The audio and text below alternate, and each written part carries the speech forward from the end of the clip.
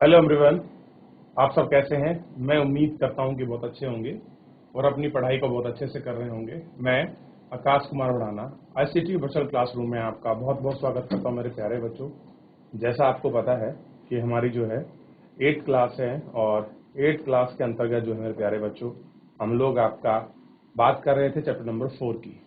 Chapter number 4 के अंदर हमने देखा कानूनों की जो आपकी समझ है इसके विषय में हम लोग आपका बात कर रहे थे। क्लियर है? और इसी को हमने बहुत अच्छे से समझा भी था, पढ़ा था और कुछ चीजें इसके बारे में जान चुके थे। आज हम लोग चैप्टर को अच्छे से कंप्लीट करेंगे। चैप्टर कंप्लीट होने के बाद हम लोग इसके जो शेष प्रश्न उत्तर हैं हम उनको भी करेंगे। तो सबसे पहले मेरे प्यारे बच्चों, ऐसे कितने बच्चे हैं जिन्होंने घर पर जाकर इस चैप्टर को रिवीजन किया है? एक बार हाथ खड़ा कीजिए। कितने ऐसे बच्चे हैं जिन्होंने घर पर जाकर इस चैप्टर का रिवीजन किया है? हाथ खड़ा कीजिए। चलिए, बहुत अच्छे। तो आप सबने रिवीजन कर लिए हैं? अच्छा। अब ऐसे कितने बच्चे हैं जिनका कुछ डाउट है, कुछ पूछना चाहते हैं, कोई आपको चीज समझ नहीं आ रही है? वो बच्चे हाथ खड़ा करें। ऐसे कितने बच्चे हैं बताइए? कोई बच्चा नहीं है? चलिए आगे बढ़ते हैं और अब देखते हैं। सबसे पहले देखिए, ध्यान देना है आपको। जब हम कल अपना लेक्चर पढ़ रहे थे तो हमने इसके परिचय के विषय में पढ़ा। हमने इसको जाना क्या चीजें हैं, कैसे है परिचय और क्या इसकी सारी चीजें हैं, उन सभी को हमने बहुत अच्छे से इनको देख लिया था। ठीक है? और हमने ये भी देखा कि कैसे आपका अंग्रेजों ने भारत पर जब शासन किया तो उनकी किस तरह की क्रूर आपका नीतियां थी, किस तरह से उन्होंने तानाशाही की प्रवृत्ति के रूप में काम किया और भारतीय आंदोलनकारियों और भारतीय राष्ट्रवादियों ने कैसे हमें एक नए कानून, एक आजाद देश तक पहुंचाने की हमको कोशिश की है, ये आपको देखना है। ठीक? नए कानून किस तरह बनते हैं इसके विषय में हम लोग आपका पढ़ चुके हैं। हम कल सबसे पहले ये वाले कुछ पेजेस थे जिनको हम लोग पढ़ रहे थे और जिन पर हम लोग आपका गौर कर रहे थे और इसमें हम पढ़ रहे थे। सबसे पहले एक्ट को हमने पढ़ा। इसमें पढ़ा था हम लोगों ने महिला घरेलू हिंसा उत्पीड़न निवारण एक्ट। हम लोग देख रहे थे कि महिलाओं के खिलाफ अगर घर में मानसिक, शारीरिक, आर्थिक, यौन शोषण संबंधित कुछ भी अगर ऐसा आपका शोषण होता है तो उसको रोकने के लिए, उसका प्रिवेंटिव करने के लिए हमारे पास कानून है और उसको हमारे संसद ने बनाकर हमारे सामने पेश किया है। और उसके लिए भी जो लोग इस तरह की हरकत करते हैं, जो महिलाओं के साथ आपका दुर्व्यवहार करते हैं, अमानवीय व्यवहार करते हैं, उनके लिए भारतीय संविधान में कानून का भी आपका प्रावधान रख दिया गया है। बस सबसे बड़ा दुख की बात यह है कि ये बहुत लंबे समय के बाद बहुत सारे महिला संगठनों ने और बहुत सारे ऐसे समूह थे जो इनके लिए काम कर रहे थे, उनकी कई वर्षों की लड़ाई के बाद आखिर ये सफलता उनको प्राप्त हुई और इस सफलता की ही वजह से ये कानून हमारे सामने जो आया और हमको इसमें देखने के लिए मिला और वर्तमान में ये आपका लागू है। क्लियर है? ये सब हमको देखना। अब देखिए, संसदीय स्थायी समिति के मान्य सदस्यगण वर्तमान विधेयक को बदलना जरूरी है। हमें घरेलू हिंसा की प्रस्तावित परिभाषा से सहमत नहीं। अब क्या कह रहे हैं कि हमको जो हमारी परिभाषा है उस परिभाषा को भी हमको चेंज करना पड़ेगा कि आप किसको कहेंगे घरेलू हिंसा, आप किसको मानेंगे घरेलू हिंसा। अक्टूबर 2006 में एक संवाददाता सम्मेलन के दौरान ये नया कानून आपका डिस्कस हुआ और ध्यान रखना है कई महिला संगठनों और राष्ट्रीय महिला आयोग ने संसदीय स्थायी समिति को अपने सुझाव सौंपे थे कि किस तरह से कानून बनना चाहिए, किस तरह का प्रावधान हो और किस तरह की चीजें हों, इस तरह की बातों को सारे इसमें रखा गया था। यह पहला कानून है जिसमें महिलाओं के हिंसा मुक्त परिवार के अधिकार की मान्यता दी गई है। क्या मान्यता दी गई है? कि उनका घर कैसा होगा? हिंसा मुक्त आपके परिवार की अवधारणा को सबसे पहले उन्होंने अपने सामने रखा है। यह एक दीवानी कानून है। दीवानी का मतलब है आपका सिविल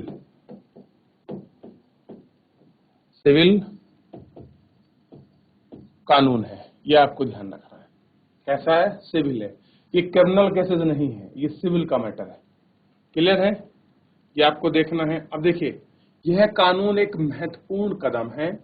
यह कानून साझे मकान में रहने के लिए महिलाओं के अधिकार को मान्यता देता है।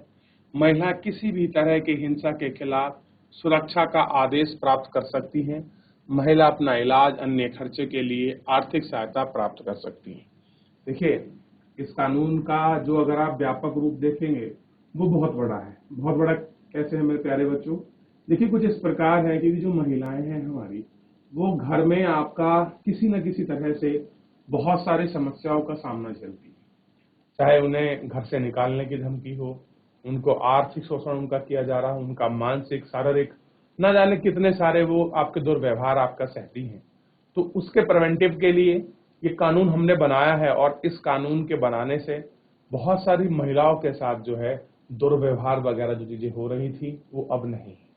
कार्यस्थल पर जो भेदभाव के जाता था वो नहीं है। लेकिन दुखद पूर्ण ये है कि आज भी भारत में बहुत सारी ऐसी महिलाएं हैं जो इस कानून के विषय में आपका नहीं जानती हैं और आज भी इस तरह के अमानवीय व्यवहार का शिकार होती चली जा रही हैं। तो हमें इन सबको, जो हमारा समाज है, हमें उस समाज के हर एक पहलू को जागरूक करना है। लोगों को उनके अधिकार और कानून के विषय में बताना है कि नहीं, हमारी सरकार ने इस प्रकार के कानून बनाए हैं और इस प्रकार की चीजें दी हैं। तो आपको ये सारी चीजों को ध्यान रखना है मेरे प्यारे बच्चों। क्लियर है? ध्यान रहेगा इतना? आगे बढ़ते हैं। अब देखिए, एक बार इसे देख लीजिए। चलिए देखिए, इस एग्जाम्पल से, यानी कि जो उदाहरण हमको दिया है, से साफ हो जाता है कि नागरिकों की भूमिका कानून बनाने में कितनी अहम है। यानी कि जो अभी हमने कानून पढ़ा है, जो हमने एग्जाम्पल देखे हैं, इस एग्जाम्पल से बिल्कुल साफ हो गया है कि लोगों का बहुत बड़ा महत्व है कानून बनाने में। कैसे महत्व है बच्चों? देखिए, जब बहुत सारे समूह या वर्ग, कोई ऐसा संगठन जब पता लगता है कि अब आपका समाज के लिए कुछ इस प्रकार के कानून की आवश्यकता है, जो कानून को आपका लागू होने से समाज में स्थिरता पैदा हो सकती है, उनके मानवीय व्यवहार के साथ जो हो रहा है दुर्व्यवहार, हम उससे बच सकते हैं और बहुत सारी चीजें हैं। तो ऐसे के लिए बहुत सारे स्वयं सहायता आपके संगठन होते हैं जो इस तरह की आवाज उठाते हैं और वो आवाज आपके सरकार तक पहुंचाते हैं। सरकार फिर उन पर, उस मुद्दे पर अपनी कमेटी बैठाती है और कमेटी से रिपोर्ट लेती है और रिपोर्ट के पश्चात वो उनको सारा कंफर्म करती है कि अब हमको क्या इस विषय पर कानून बनाना चाहिए। तो इस तरह की चीजों में फिर आपका डिबेट होता है और डिबेट के बाद फिर लोग उनको लोकसभा में क्या रखते हैं, एक विधेयक बनाकर आपके पटल पर रखते हैं। आइए हम लोग देखते हैं इससे आगे। वे जनता की चिंताओं को कानून के दायरे में लाने के लिए संसद की मदद करते हैं। क्या करते हैं? संसद की मदद। किस लिए कर रहे हैं? कि जो हमारी जनता है और उस जनता के जो चिंता है और जो कानून है उसके हिसाब के लिए। क्लियर है? क्या है? उनके हिसाब के लिए। इस प्रक्रिया में हर एक चरण में नागरिकों की आवाज बहुत मायने रखती है। क्या इंपॉर्टेंट है कि कोई भी स्टेप हो, लेकिन जो नागरिक है, जो आपका सिटीजन है, उसकी जो वॉइस है, वो सबसे आवाज, वो सबसे इंपॉर्टेंट है। क्योंकि जनता की आवाज है और जनता की आवाज है तो जनता का ही शासन है और जनता का शासन है तो जनता के अनुसार ही चलेगा। क्लियर है? आइए देखते हैं। यह आवाज टेलीविजन, अखबारों के संपादकों, रेडियो प्रसारणों और आम जनसभाओं के जरिए सुनी और व्यक्त की जा सकती है। इन सारे संचार माध्यमों के जरिए संसद का काम ठोस और पारदर्शी तरीके से सामने आता है। अब देखिए, जब आपका लोकसभा में या राज्यसभा में जब किसी बिल पर आपकी चर्चा होती है तो जितने भी आपके सदस्य होते हैं उनके चर्चाओं को वो आपका टीवी पर, रेडियो के माध्यम से, समाचार पर वो क्या करते हैं, अपना ब्रॉडकास्ट करते हैं। उनको बताते हैं कि माननीय सदस्य, इस बिल पर मैं इस तरह का बदलाव चाहता हूं या मैं जानना चाहता हूं कि इस बिल के कितने दुरुपयोग हो सकते हैं और या फिर किस तरह से ये आपके कितने वर्ग महिलाओं समूह के लिए ये काम करने वाला है। तो इस तरह से लोग आपका संसद में आपका प्रश्न पूछते हैं और अपने विचार को रखते हैं कि सर हम किस प्रकार से हम जान सकते हैं कि ये कानून भारत के किन राज्यों में सबसे आपका सर्वाधिक लाभप्रद होगा या अगर ये कानून नहीं था तो किन चीजों से आपकी हमारे सामने जो गड़बड़ी है या फिर कह सकते हैं जो आपके नकारात्मक जो आपकी चीजें हैं हमें मिली हैं, हम उसको जानना चाहते हैं। तो इस तरह से आपका संसद में डिस्कशन होता है, उस डिस्कशन का आपको ब्रॉडकास्ट किया जाता है ताकि संसद क्या हो, ठोस और बिल्कुल आपका ट्रांसपेरेंट तरीके से, पारदर्शिता तरीके से वो काम करे, इस प्रकार की सारी चीजों को रखा जाता है। अब देखिए दूसरा है अलोकप्रिय और विवादास्पद कानून, यानी कि कुछ कानून ऐसे होते हैं सरकार उनको बनाती है, जनता उनको एक्सेप्ट नहीं करती, वो आपके डिस्प्यूट में आपके पड़ जाते हैं, लोग उसको एक्सेप्ट नहीं करते और बहुत सारी चीजों का जो समस्या का सामना है वो आपका करना पड़ता है। आइए ऐसे कानून के विषय में हम लोग जानें। अब एक और स्थिति पर विचार करते हैं। कई बार संसद एक ऐसा कानून पारित कर देती है जो बेहद अलोकप्रिय होता है। कैसा होता है? बेहद अलोकप्रिय, यानी कि जनता उसको स्वीकार नहीं करती, जनता उसको एक्सेप्ट नहीं करती। ऐसा कानून संविधान के रूप में वैध होने के कारण कानून सही हो सकता है, फिर भी वहां लोगों को रास नहीं आता। कह रहे कि क्या हो सकता है आपका अच्छा हो सकता है, लेकिन क्या है वो लोगों को आपका रास जो है नहीं आ सकता है, क्योंकि उन्हें लगता है कि उसके पीछे नीयत सही नहीं है। अब देखिए क्या लगता है कि जो उसके पीछे मंशा है या जो स्ट्रेटेजी काम कर रही है वो कैसी है, वो आपकी सही नहीं है, इसलिए लोग उनकी आलोचना कर सकते हैं, उसके खिलाफ जनसभाएं कर सकते हैं, अखबारों में लिखवा सकते हैं, आपका टीवी चैनलों के रिपोर्ट से भेज जा सकता है। हमारे जैसे लोकतंत्र में आम नागरिक संसद द्वारा बनाए गए कानून वाले, दमनकारी कानून वाले अपनी असहमति व्यक्त कर सकते हैं। देखिए मान लीजिए संसद ने कोई कानून बना दिया, कानून जनता को समझ नहीं आ रहा है, जनता को लग रहा है कि इस कानून के माध्यम से हमारा दमन होगा, हमारे जो हित हैं वो आपका प्रभावित होंगे। जैसे अभी आपका कृषि बिल आया था, तो कृषि बिल का उसमें 3 बिल थे और उसमें आपका तीनों बिलों को आम जनता ने, जो किसान आपका वर्ग था और सभी लोगों ने उसको क्या कर दिया, नकारात्मक आपके तरीके से उसको एक्सेप्ट किया। बहुत सारी जनसभाएं हुई, बड़े व्यापक रूप पे आंदोलन हुए और आखिरकार सरकार ने उस कानून को वापस कर लिया। ऐसे एक कानून आया था आपका 3 तलाक। 3 तलाक में मुस्लिम वर्ग ने बहुत बढ़ चढ़कर आपका कानून के रूप में सामने आया, ये गलत है, इस तरह का नहीं होना चाहिए, हमारी चीजें हैं उसको डिस्टर्ब कर रहे हैं, लेकिन वो आपका लागू हुआ, क्योंकि ऐसी स्थिति में हम लोग मानवीय चीजों को ज्यादा आपकी वैल्यू देते हैं। तो ऐसे बहुत सारे कानून आज तक रहे हैं जिनका आपका प्रोटेक्शन का जो सामना है हमको झेलना पड़ा। अब देखिए नागरिक रजिस्टर जब आपका बना था तो उस समय भी क्या करना पड़ा है, एनआरसी जब भारत में लागू हुआ तो उसका भी एक बहुत बड़ा जो व्यापक रूप है वो हमको आपका देखना पड़ा और बहुत सारे लोगों ने उसका विरोध भी किया एनआरसी का। ठीक है, आगे देखते हैं। जब बहुत सारे लोग यहाँ तो संसद के ऊपर या उससे मनमाने लगते हैं तो गलत कानून पारित हो गया और कानून को दोबारा विचार करने पर दबाव पड़ता है। मान लीजिए कोई इस तरह का प्रेशर हो जाए सरकार के ऊपर कि कानून लाना पड़े और जनता का हित हो, लेकिन जब उस पर दोबारा प्रेशर किया जाता है तो सरकार उस पर विचार करने के लिए आपका बेबस हो जाती है। तो क्या कर सकती है सरकार, ऐसे कानूनों पर आपका एक बार दोबारा जो है वो आपका विचार कर सकती है। चलिए इतना देख लीजिए, इसमें कोई डाउट बनता है तो आप मुझसे पूछ सकते हैं मेरे प्यारे बच्चों। चलिए आगे देखते हैं और कुछ एग्जांपल के माध्यम से और चीजों को आपका समझने का हम लोग आपका प्रयास करते हैं।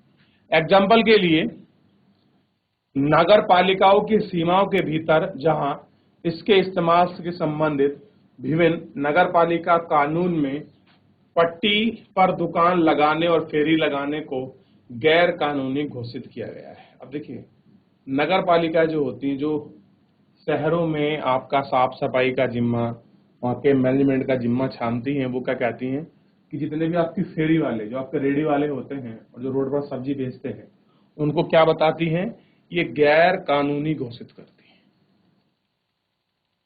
इसमें कोई संदेह नहीं है कि सार्वजनिक स्थानों को साफ सुथरा और खुला रखने के लिए कुछ कानून जरूरी हैं, तभी लोग आसानी से फुटपाथ पर चल सकेंगे।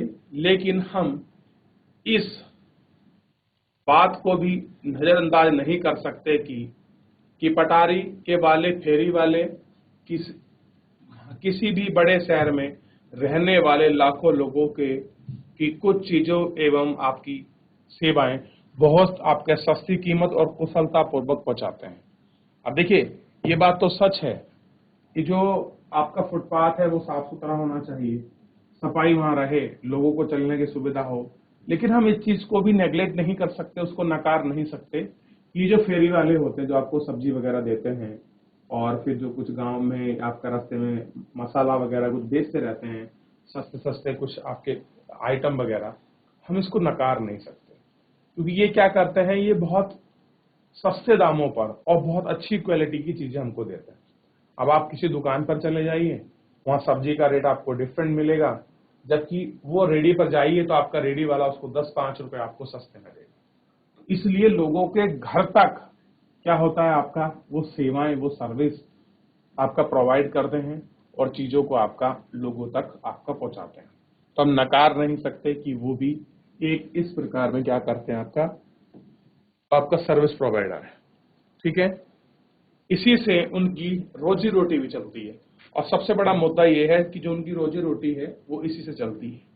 लिहाजा अगर कानून किसी एक समूह की हिमायत करता है और दूसरे समूह की उपेक्षा करता है तो उस पर विवाद खड़ा होगा और टकराव की स्थिति हो जाएगी, जो लोग सोचते हैं कि संबंधित कानून सही नहीं है। अब सिंपल सी बात यह है कि किसी भी स्थिति में कानून एक वर्ग को बढ़ावा ना दे, दूसरे वर्ग की उपेक्षा ना करे, यानी कि एक को ऊपर ना रखे, एक को नीचे ना करे। अगर ऐसा करता है तो कानून आपका डिस्प्यूट जाएगा, और नहीं करता है तो बच्चों कोई इशू नहीं है, उसको बहुत हंसी खुशी से लागू किया जाता है और उसको स्वीकार किया जाता है। नहीं तो उसके विरोध क्या होते हैं, बहुत व्यापक लेवल पर हम लोगों को आपका देखने के लिए जो है मिल जाते हैं। ये आपको ध्यान रखना है। ठीक है, चलिए, तो फिलहाल सबसे पहले इसमें कुछ पूछना है तो आप मुझसे पूछ सकते हैं, आप समझ सकते हैं। देख लिया बच्चों, डाउट है किसी का? आगे बढ़े, चलिए। वे इस मुद्दे पर फैसले के लिए अदालत की शरण में जा सकते हैं। कोई भी अगर मुद्दा आता तो कहां जाएंगे, जो कोर्ट है, हम लोग कोर्ट की शरण में जाते हैं। यदि अदालत को ऐसा कानून है जिस पर वह कानून संविधान के विरुद्ध है तो उसमें संशोधन कर सकती है। क्या कर सकती है उसमें? वो आपका संशोधन कर सकती है। ठीक है, हमें इस बात का ध्यान रखना चाहिए कि नागरिक के रूप में हमारी भूमिका प्रतिनिधियों के चुनने के साथ खत्म नहीं होती। अगर हम नागरिक हैं तो हम खाली ये ना सोचें कि हमने अपना वोट दे दिया, हमने अपने प्रतिनिधि चुन दिए, सारी जिम्मेदारी उनकी है। नहीं, ऐसा नहीं है, ये हमको ध्यान रखना चाहिए। इस बात हम अखबार और अन्य संचार माध्यमों के जरिए इस बात पर नजर रखते हैं कि हमारे संसद, जो हमारी संसद है, क्या कर रहे हैं, यानी कि वो क्या कर रही है, ये हमको देखना है। अगर हमें लगता है कि वे सही काम नहीं कर सकते हैं तो हमें उनकी आलोचना करते हैं। यदि इस प्रकार हम इस बात को सदा ध्यान रखना चाहिए कि लोगों की जितनी हिस्सेदारी होगी उतना ही उत्साह जुड़ेगा, उतना ही संसद अपना काम सही ढंग से करेगी। यानी कि सिंपल से एक बात आती है कि जो आपकी जनता है, जनता की जितनी भागीदारी होगी तो जो हमारी संसद है इसमें जो कानून बनेगा वो क्या होगा, वो राष्ट्र निर्माण की चीजों पर ज्यादा फोकस करेगा। ठीक है, क्या होगा, राष्ट्र निर्माण की जो चीजें हैं इन पर ज्यादा वो फोकस करेगा। ये हमको बेसिकली ध्यान रखना है और इसको बेसिकली हम लोगों को देखना है और समझना है। क्लियर है? तो मेरे प्यारे बच्चों, अगर आपको कोई डाउट हो तो आप पूछ सकते हैं। और आप देखिए, एक इमेज आपको दिखाई देगी बहुत स्पष्ट है। कि लोग कैसे अपने विरोध को आपका प्रदर्शित करते हैं। आप इसको देख सकते हैं, समझ सकते हैं कि लोग कैसे अपने प्रोटेस्ट को जो है बाहर रखते हैं। क्लियर है? देख लीजिए, क्योंकि चैप्टर आपका समाप्त हो चुका है। अब हम इस चैप्टर के साथ बढ़ेंगे आपका प्रश्न उत्तरों की तरफ। थोड़ा सा आपको ध्यान रखना है। क्लियर है? आप इनको याद रखिएगा। चलिए देख लीजिए एक बार। अब देखिए, सबसे पहले हम लोग जो है इस चैप्टर को बहुत अच्छे से देख लेते हैं। देखिए, सारे चैप्टर को हमने एक एक करके, ये आपका मेन चैप्टर आपको बुक में मिलेगा, इसको हमने देख लिया और हमने इसको पढ़ भी लिया। ठीक, अब थोड़ा सा हम बात करेंगे इसके प्रश्न उत्तर पर। याद रहेगा? तो इसका जो पहला प्रश्न है उसी को हम देख लेते हैं। कानून का शासन पद से आप क्या समझते हैं? अपने शब्दों में लिखिए और अपना जवाब देते हुए कानून के उल्लंघन का कोई वास्तविक या काल्पनिक एग्जाम्पल आपको देना। ठीक है, क्या देना है? काल्पनिक और वास्तविक जो एग्जाम्पल है वो आपको देना है। चलिए देखते हैं थोड़ा सा। ठीक है, ध्यान दीजिए।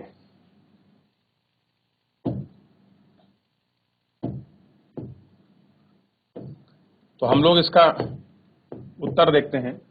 सबसे पहले उत्तर देखिए। तो उत्तर क्या है?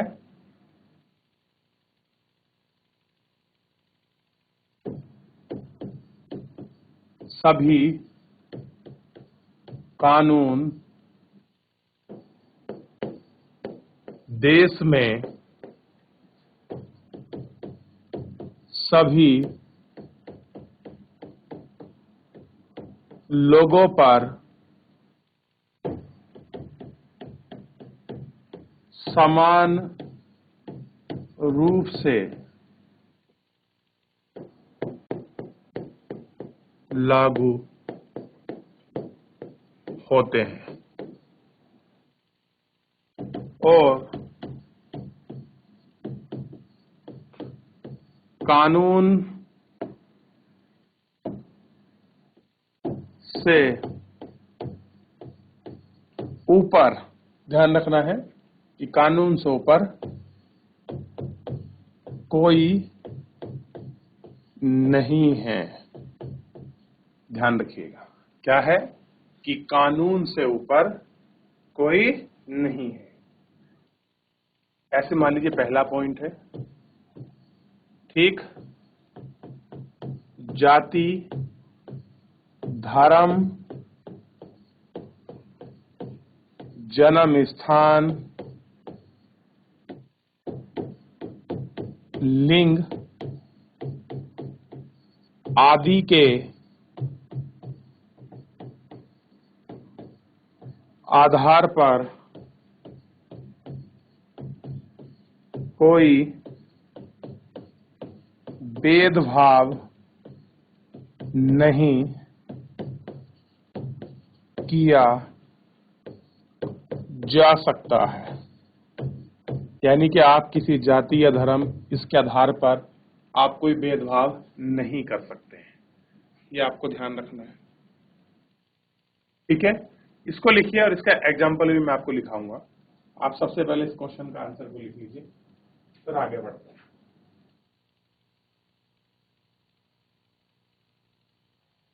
अब देखिए बच्चों, अगर सब कानून की नजर में समान है, देश में एक ही कानून लागू है, संविधान से ऊपर कोई नहीं है, जाति, धर्म, लिंग, जन्म स्थान के आधार पर किसी के साथ कोई भेदभाव नहीं किया जा सकता, तो मुझे बताइए तो इसका एग्जाम्पल क्या बनेगा?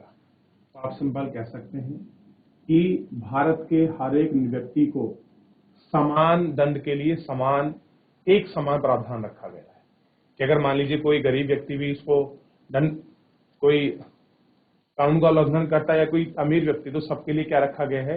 कानून का जो है समान प्रावधान। एग्जाम्पल मैं तो कल समझाऊंगा क्योंकि समय समाप्त हो रहा है। तो मेरे प्यारे बच्चों, मिलते हैं हम लोग नेक्स्ट लेक्चर में। तब तक अपना ध्यान रखिए, स्वस्थ रहिए, अपनी पढ़ाई को बहुत अच्छे से करते रहिए। और बच्चों, मुझसे जुड़ने के लिए आपका बहुत बहुत धन्यवाद।